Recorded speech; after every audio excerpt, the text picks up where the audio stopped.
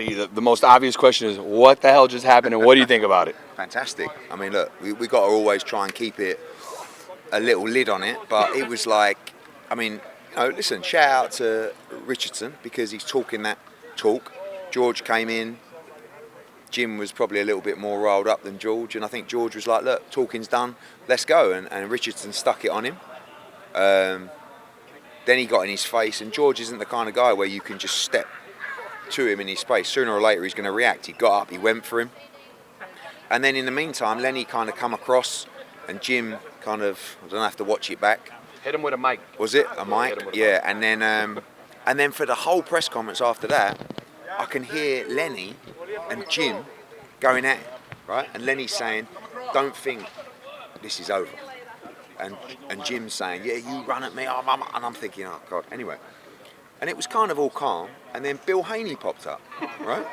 And then Bill's talking that stuff, and then Bill's gone to Lenny.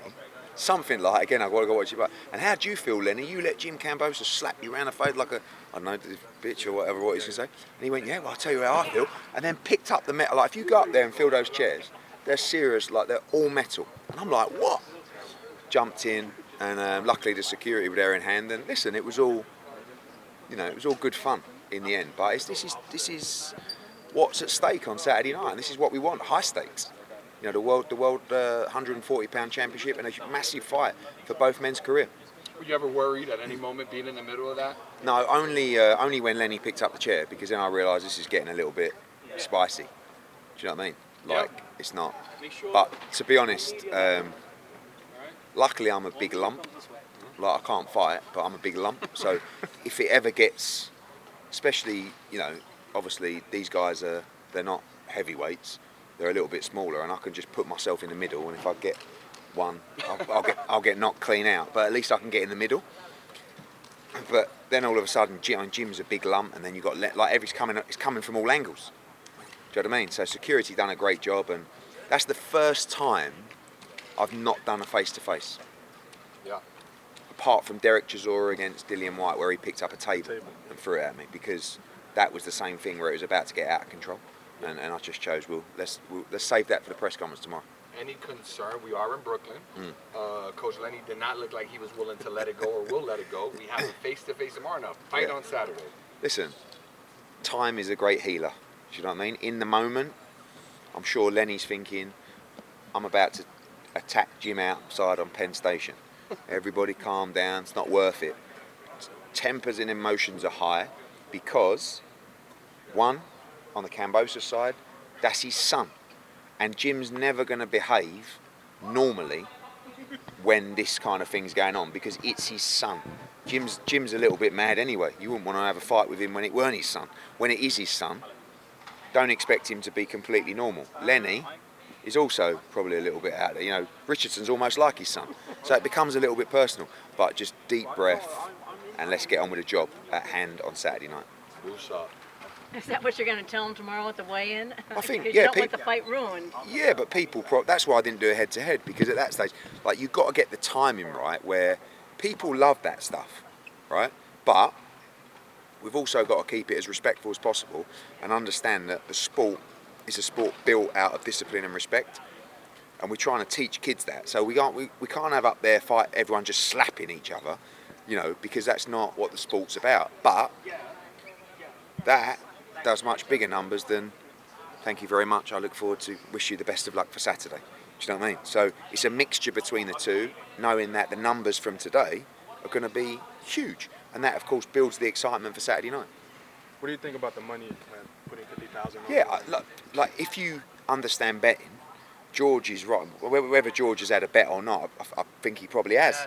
Yeah, because it's 7-1. Or you guys say it a little bit different over here, but basically, if you bet George Kambosos with Bet Online, our partners, you get, I think, 6 or 7-1. So you put 50,000 on, you get 350 back. So why would you bet 50 for 50? Do you know what I mean? But I understand the bravado of it all, but I think I think Richardson Hitchins is the favourite in the fight, but I think 7-1 is a huge price for George Kambosos. Especially after what I've seen up there of two guys that are just, like, anything can happen in this fight. Richardson's the master boxer. He's got to keep his composure. But we saw what, this is like history repeating himself in terms of the build-up for this fight and Teo fight.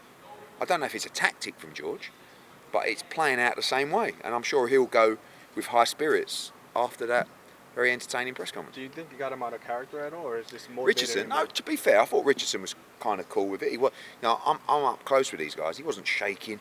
He wasn't, he was pretty cool with it. But still, like, the trainer's now lost his mind, and like Teo's dad lost his mind. Do you know what I mean? So, and wait for the weigh-in tomorrow. We've got to get that out of the way first. Do you think there any concern with Richard Hitchins making weight?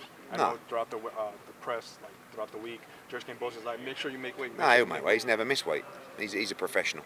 He'll be making weight. Speaking of weight, speak about Keyshawn Davis missing weight and the whole situation. Just want to pick your brain on that situation. Yeah, not my fighter. That's not a good look.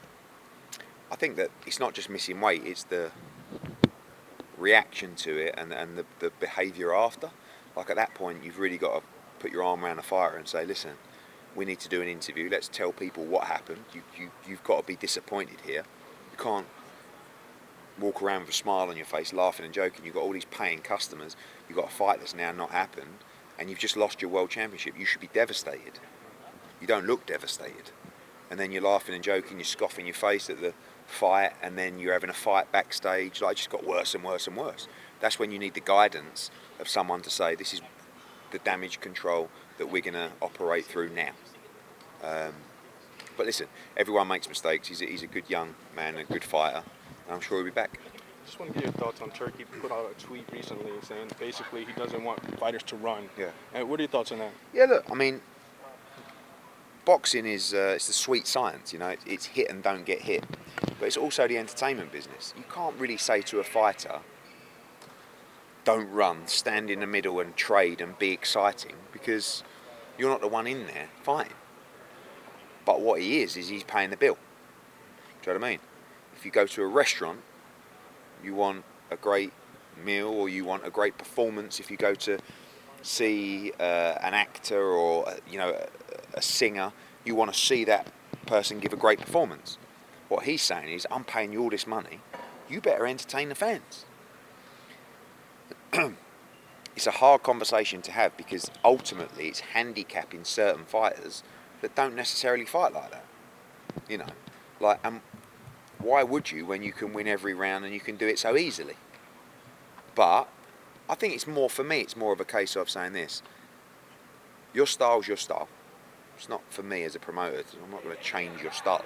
All I'm telling you is, if you're not entertaining, you're not going to get the opportunities. You're not going to put bums on seats, and you're not going to drive viewership. So it's up to you. But there's been many fighters that, what I don't like is how fighters might change and become a little bit more cautious because they've got money and it becomes more of a business to them. Mayweather was a great example. Every fight that Mayweather had, he was just thinking to himself, I'm going to go in there, I'm going to box this guy's ear off, I'm not even going to get touched, and I'm going to walk away, I'm going to rob the bank, as he used to say. Yeah? And it becomes more of a business. Then you see other guys like Ben Eubank who go in there and fight all heart and give us one of the most epic fights you've ever seen. Do you know what I mean? But like, you imagine saying to Canelo, oh, the skull fight was a little bit boring, I need you to go in there and be more aggressive. You go, fuck off. I'll do what I do, thank you very much. But when called upon, they have the ability to go to war, and he might have to do it against Crawford. Do you know what I mean? But given the option, you've got all this money, you've got all this legacy, you can't say to a fighter, stop running around, stop, go, have a war. It's like, but they need to know that what works and what doesn't work for the customer. And I think every fighter knows that. You spoke about Canelo and Crawford. Is Dana White involved? He makes some posts, but we don't. Yeah, I believe he's like the promoter of. The promoter of the event is Turki Al-Sheikh. But every time there's an event, there will be a promoter that's given the responsibility to promote the fight, essentially, on behalf of Riyadh Season or Ring Magazine.